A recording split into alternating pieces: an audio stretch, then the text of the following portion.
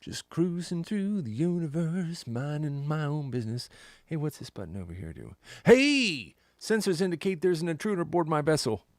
How you doing over there? Actually, you're not an intruder.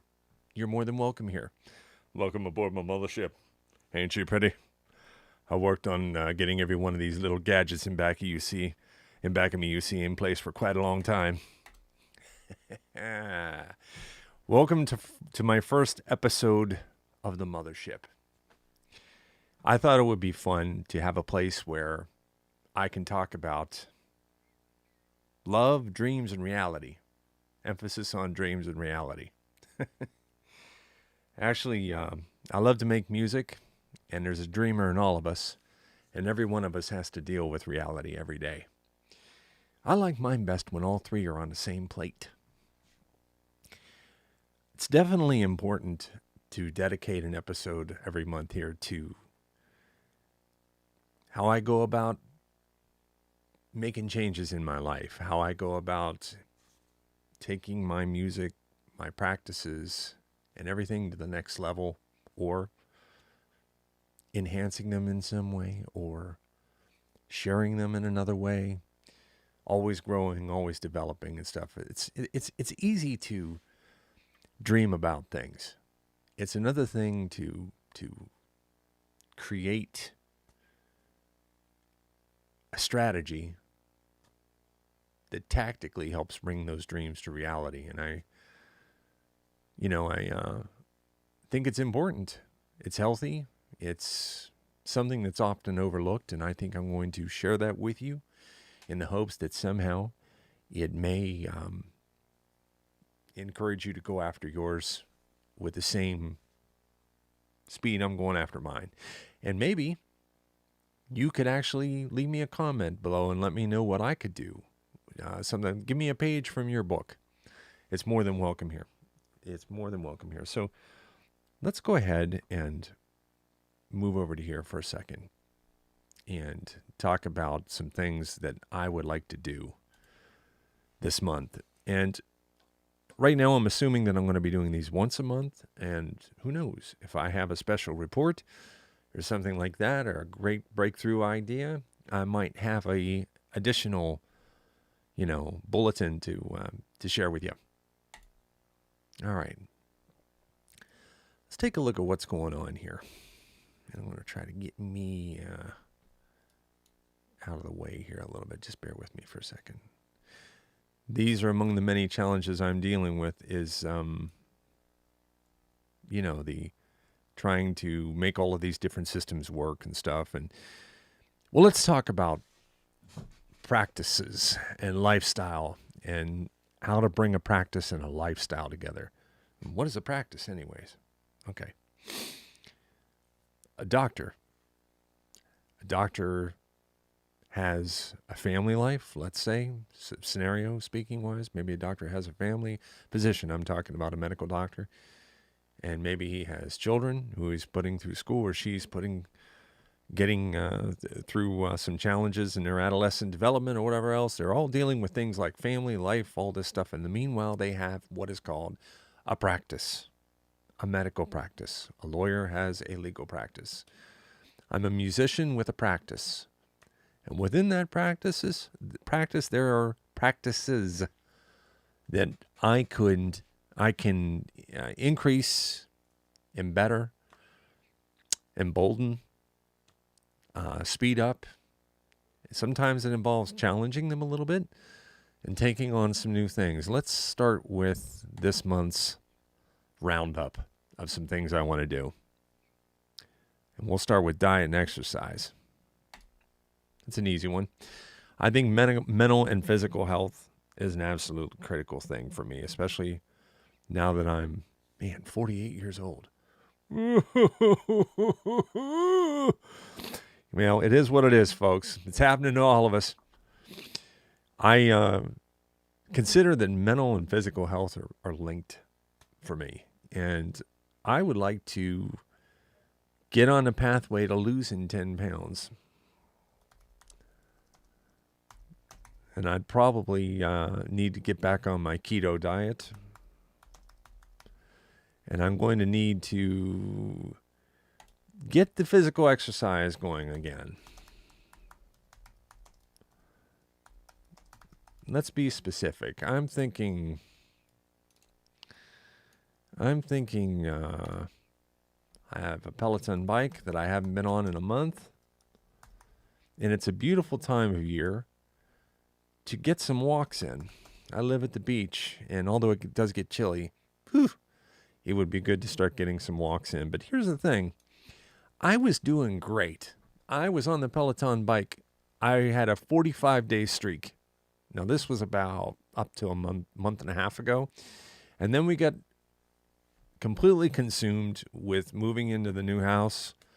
And I totally fell off. And now I'm in that typical stage that we all get into where I just don't feel like doing it.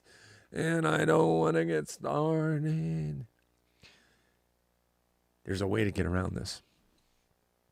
And I have this gentleman over here, Mike Monday, to thank, my personal coach, who I'll be talking about in a minute, for the philosophy that helps with getting things started. Try setting something called a minimum viable commitment. Okay, now this is something that you can't fail unless you're being so ridiculously not doing it that you shouldn't even have tried to even write a goal out in the first place, because you're just talking just to talk, right? Let me explain. I think that I can actually walk 5 minutes a day.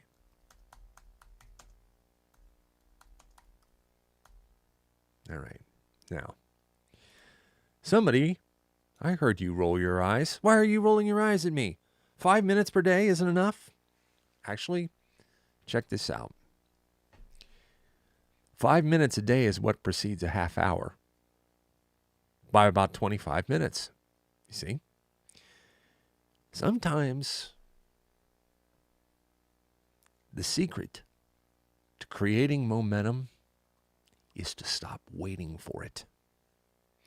And the slightest action, the slightest movement in a direction that you are seeking to go in takes just a step. Now, I know we've heard these things before, but man, is it true. So if you want to walk 45 minutes a day, like this time last year, I was walking 8 miles a day. 8 miles a day. And I did it for 75 days in a row.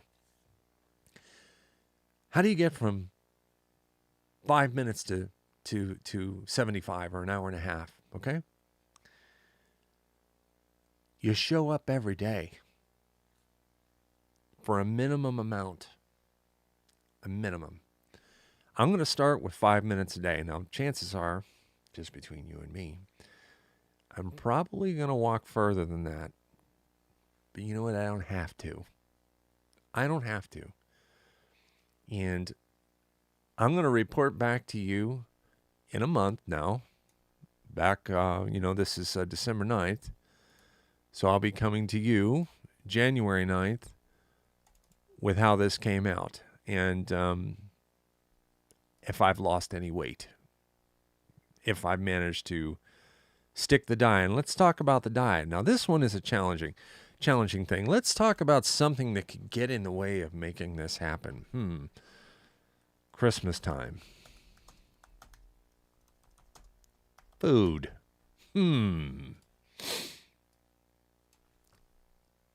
That's a tough one.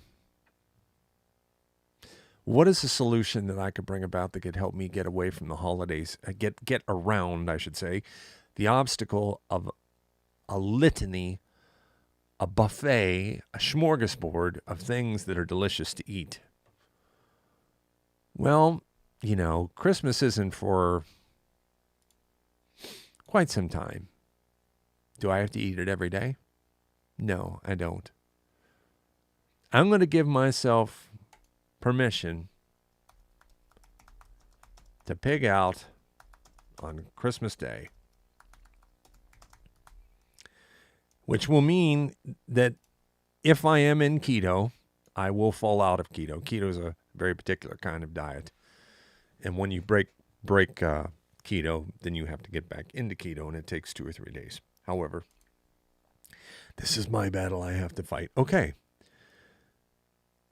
I've just set some goals here. I want to be able to walk 5 minutes a day, and I want permission to pig out on Christmas Day because I'm going to reinvigorate the keto diet. This will have to start tomorrow because I've already had some carbohydrates today. Say goodbye to carbs today. Okay. I can make that a very fond farewell. All right. Let's talk about mental health for a minute.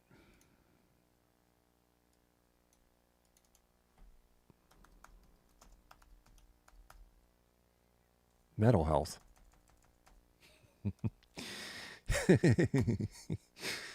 All right, so I'm thinking that I've been wanting to get into doing some meditation.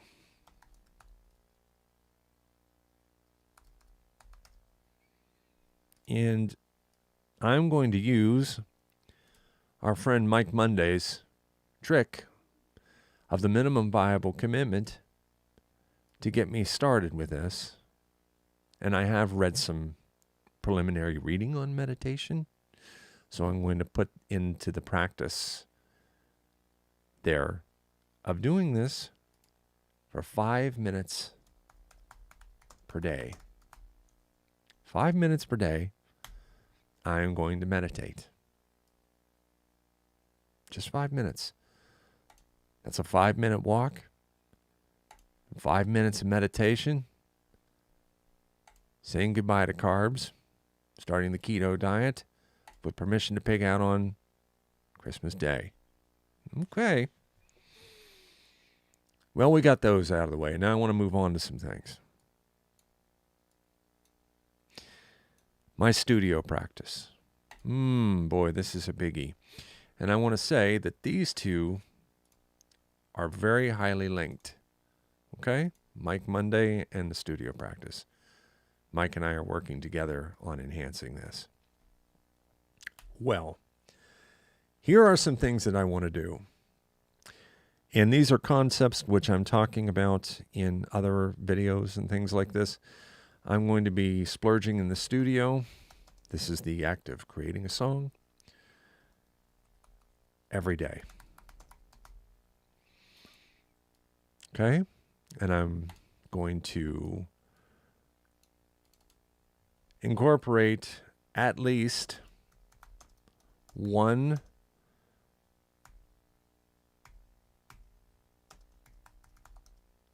per day. Okay, and this is DDD session is short for discover, draft, or done. Right? Now, I want to do more than that. I want to do way more than that. I want to release one track every week.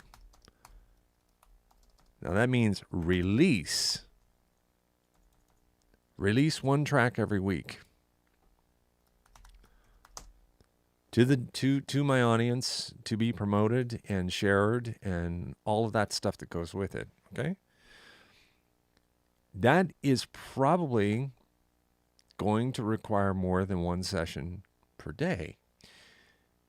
But there's also other things that are changing inside of my practice with Mike's help that are changing the way I do sessions and speeding things along. I'm doing a lot less of certain things that I used to do before. So my studio practice, we're talking about, what it's going to consist of as far as what I'm doing, okay? And how I'm doing it, okay?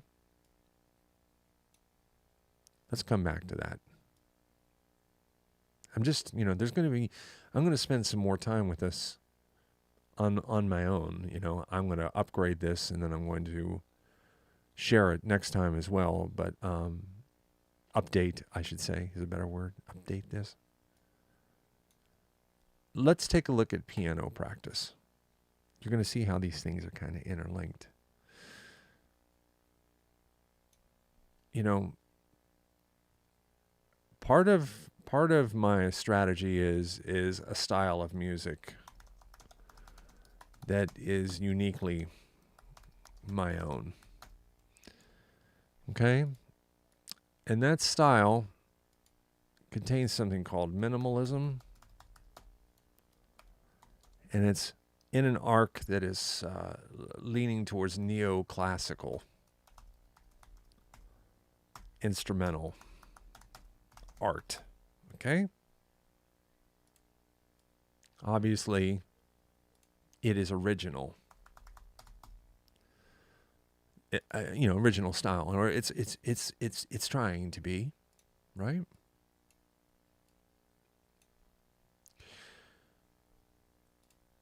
What is it going to take over here from me here to get to create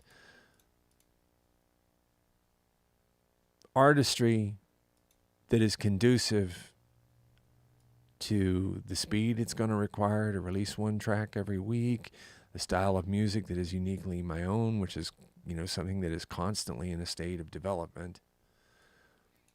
Well, let's stop here for a minute and think about this for a second.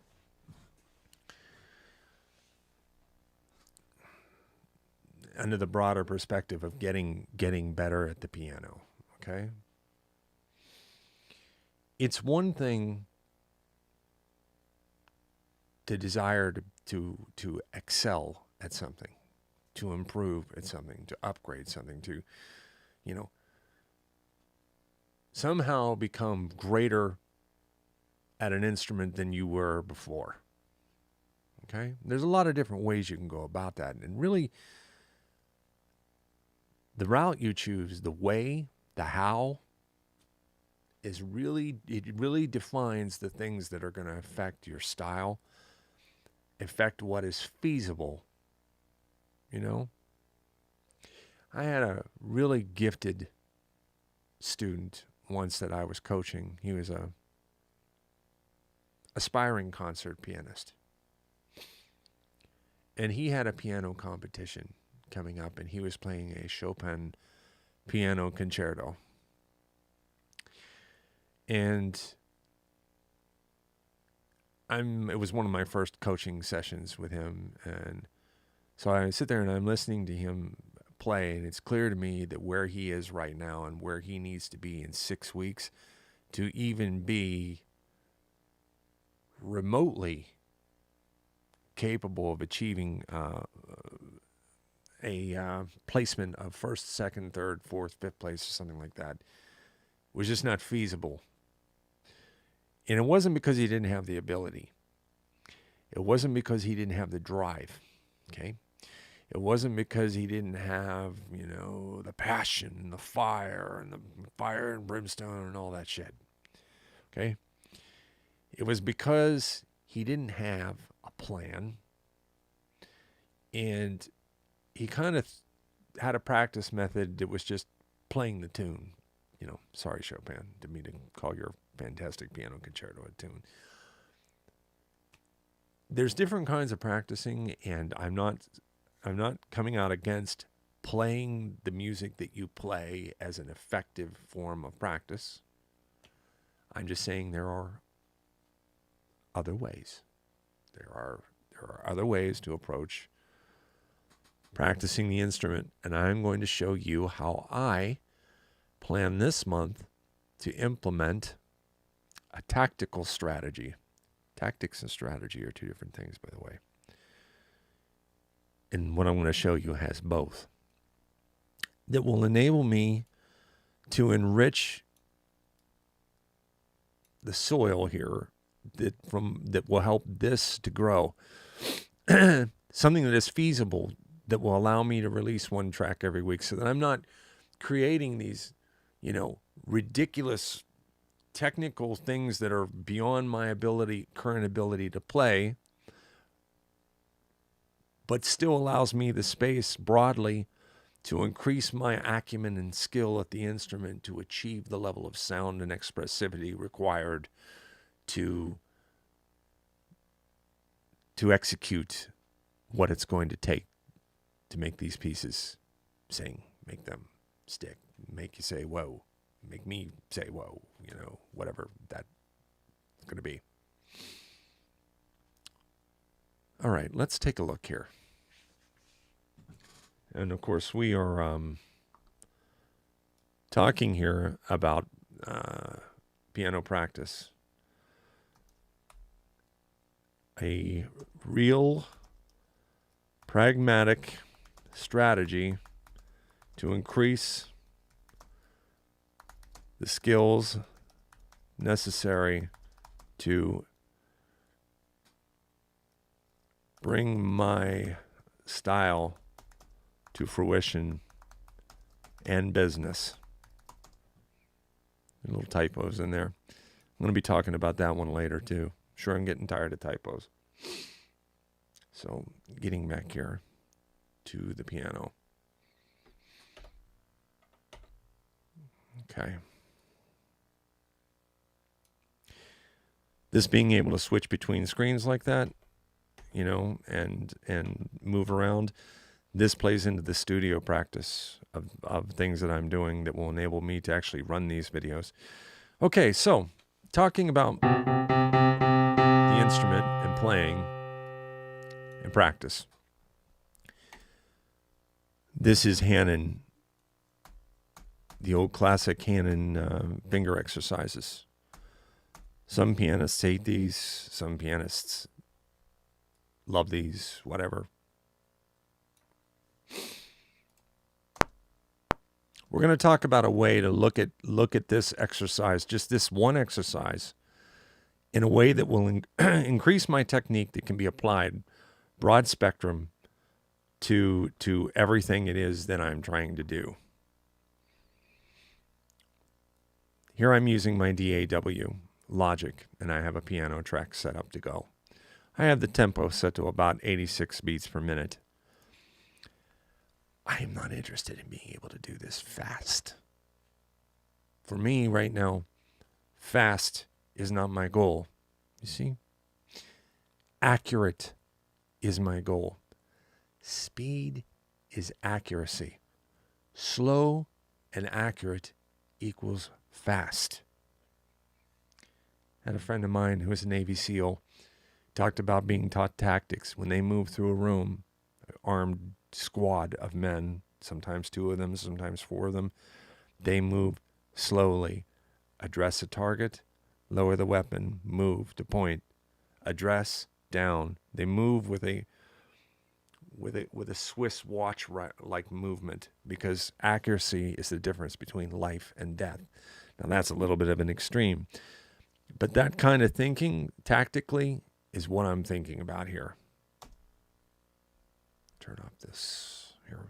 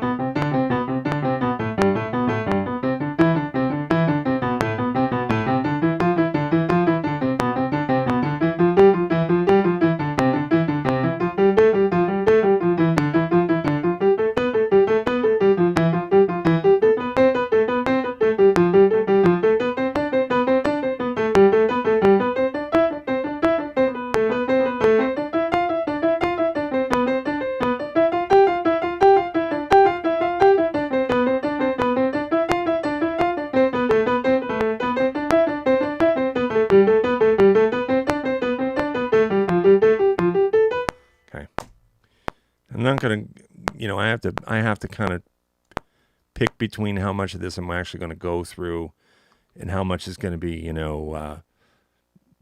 boring you to tears. But you're getting an inside view of something. So I apologize if this is something that's not to your taste. I'm discussing piano technique right now, the importance of what it does for me, so it's going to require this. All right.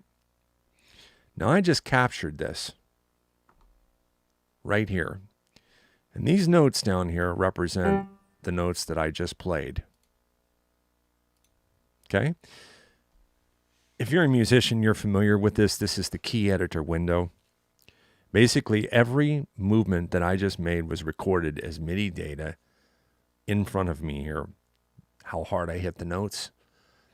More importantly, as it pertains to what I want to discuss today, how these notes are connected. Okay? And this is where I want to take a minute and address something very important. The experimentation mindset is something which I am adopting into everything that I do. The observation here is that the space between the notes makes up an incredible amount of what we call expressivity at an instrument. The silence in between. Okay?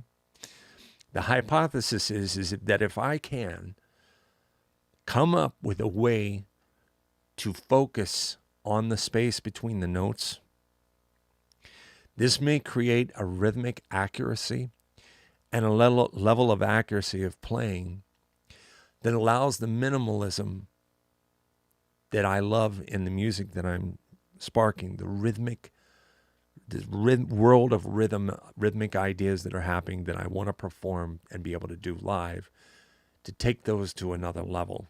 This is an experiment. Now, this experiment of me doing this for the next month, it may succeed or it may fail, and then I may adjust my next month's practice accordingly. But this is an example of the type of things that I'm going to be doing this month and the way that I'm going to be addressing them.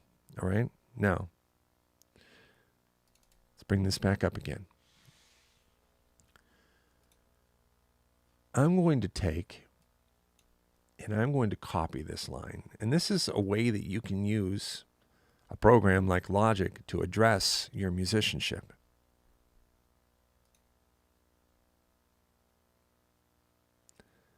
What would happen? We're going to call this computer. And this Jace. I'm going to now go to the computer track and I'm going to quantize these notes so they are played perfectly. Do you see them shift? Now let me undo that again. I'm going to undo that. When I hit quantize, what do you see happening? Everything is shifting forward by about a distance that I can tell you is between 7 to 9 milliseconds based off of what I'm seeing right there. As much as 10 to 15 where it's really off. These are my observations. Two things are causing this. You know, this is the corrected version. This is me. I'm going to do this again so you can see, so you can understand. Undone the way it was, with everything at 0.0 accuracy when it's corrected. This tells me I'm playing a musical instrument. The amount of time that it takes to depress a key, okay, will result in an offset between the actual triggering of the note and when I actually start pressing the mechanism. Okay, there's that. But I am also ahead by an ever so slight amount. If I wanted to try to fix that and play more accurately, what are some things that I could do?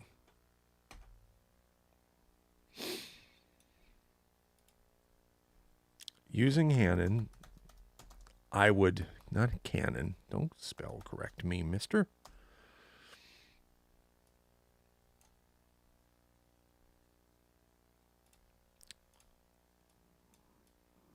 I would reduce parameters. To solve this problem, I would bring the parameters into a focus that is more manageable. We're talking about milliseconds here. I would slow down. Okay? I would count. 1E and a 2E and a 3E and a 4E and a 1E and a 2E and a 3E and a 4E and a. Okay? What else would I do? I would practice hands separately.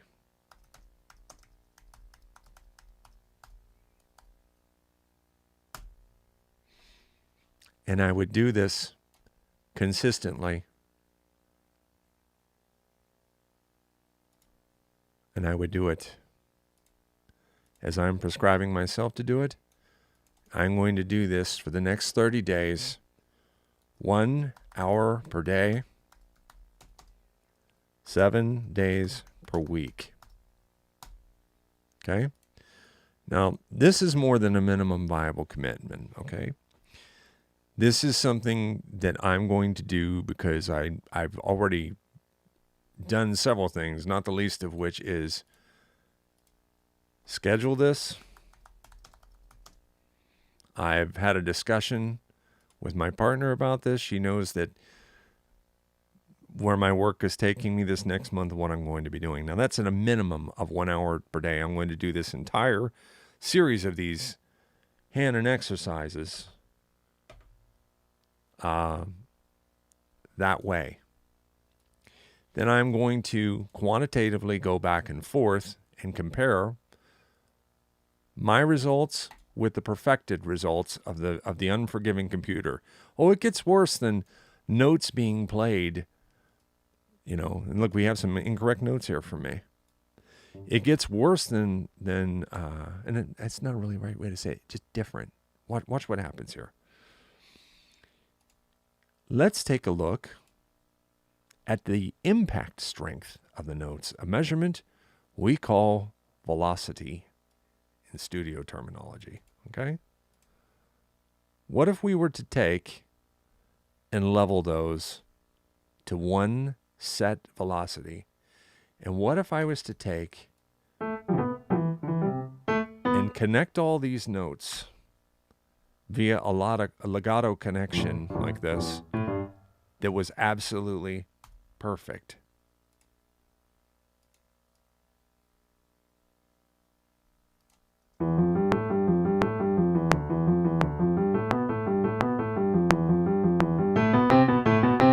After.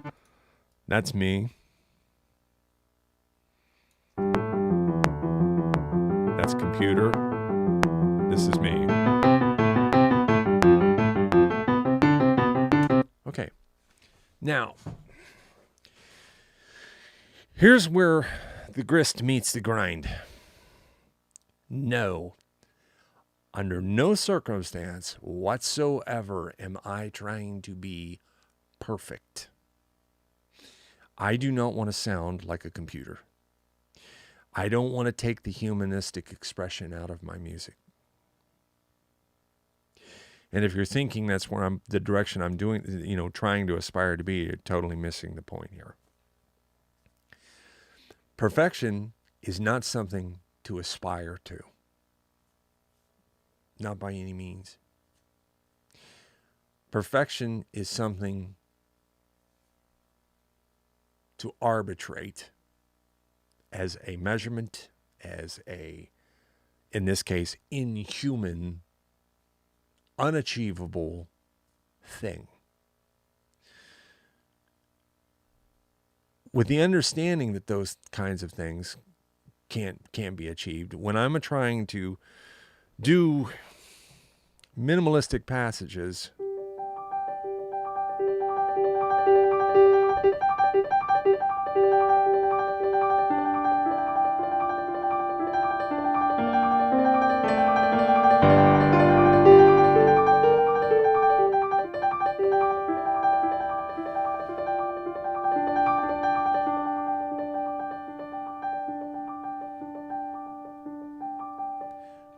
look at these relationships between the notes, and I can learn to control those variables a little bit better, then it enables me to enlighten my approach to playing certain certain passages, certain things. That's all I'm doing here. This is a practice, and that's what I'm going to practice into my piano. There's another thing as well. I want to show you another thing. This is a passage played with the sustain pedal on the piano.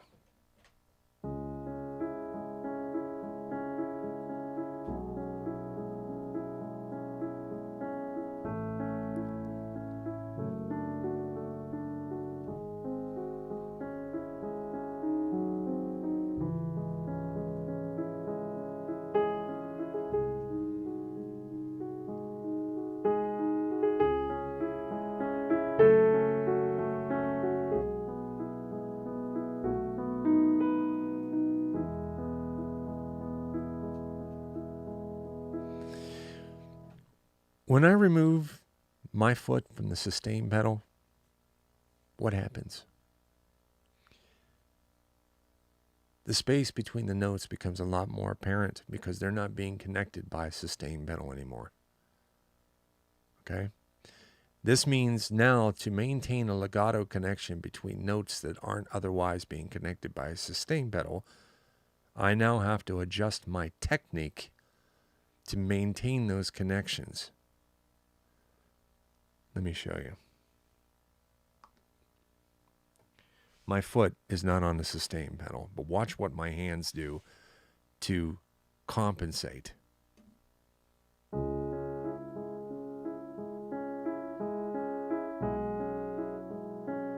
See that already? I am differentiating my releases from where they were before.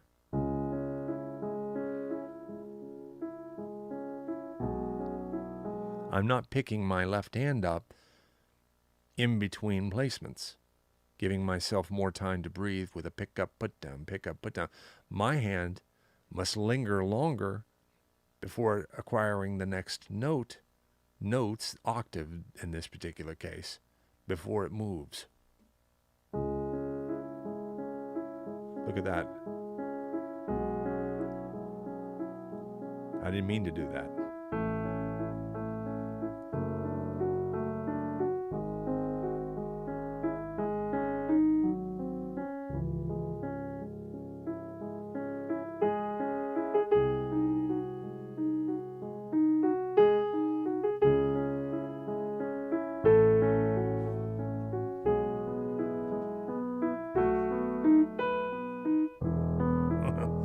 It's a little bit of finger gymnastics that's taking place there, and I'm actually using a little bit different finger placement to create more singing tone than I was using before. Now when I combine both of those realities together, playing as if I don't have sustain pedal while using sustain pedal,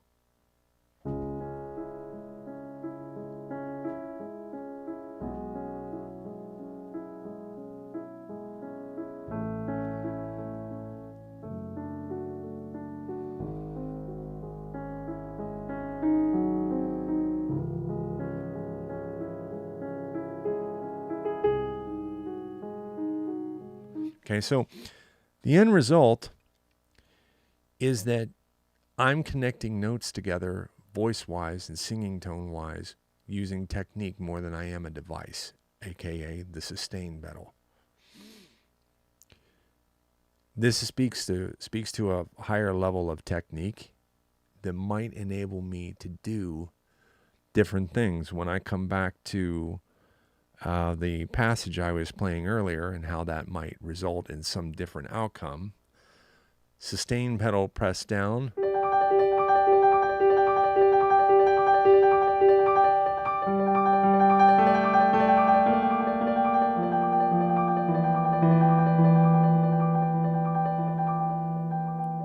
Now without.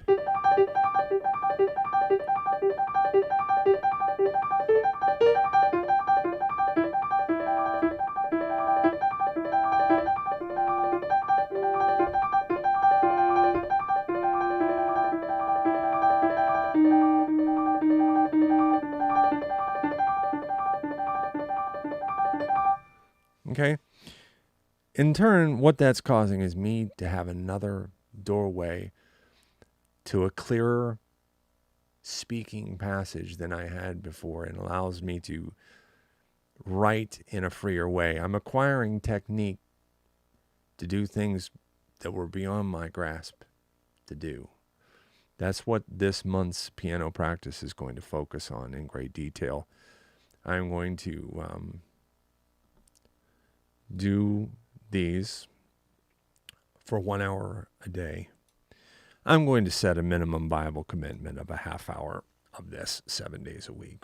I'm going to aspire to double that, So I like to keep the minimum viable commitment so that when and if that day comes along that it's just horrendously challenging, I can still get in there for a half hour. Okay, we've talked about the piano practice. Let's talk about the business practice for a second. I want to get to a point where I can release one track every single week. This means I am going to have to continue to find ways to upgrade my studio practice. I'm going to need to learn things that I don't know how to do, or perhaps get out of my own way. There's going to be some thought that has to go into this. I don't foresee myself realistically doing this today, although a good exercise that might be is a free writing exercise.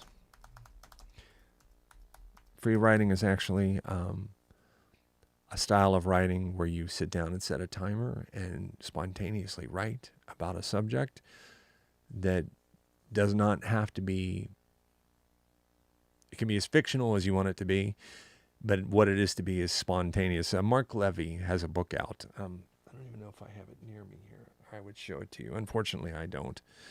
But it is about the power of free writing, and it helps you unlock your potential. I'm going to do some free writing exercise today on how I can finish one track per week. And yeah. How about a goal? Let's have a goal on a different note here. Let's say I would like to get 100 new subscribers to my YouTube channel. Okay? And I would like to acquire 100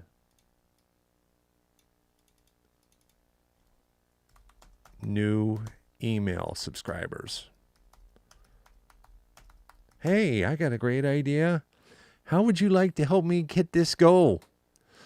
I'm building a website right now, and it's going to be a very simple website where it's going to be J Central.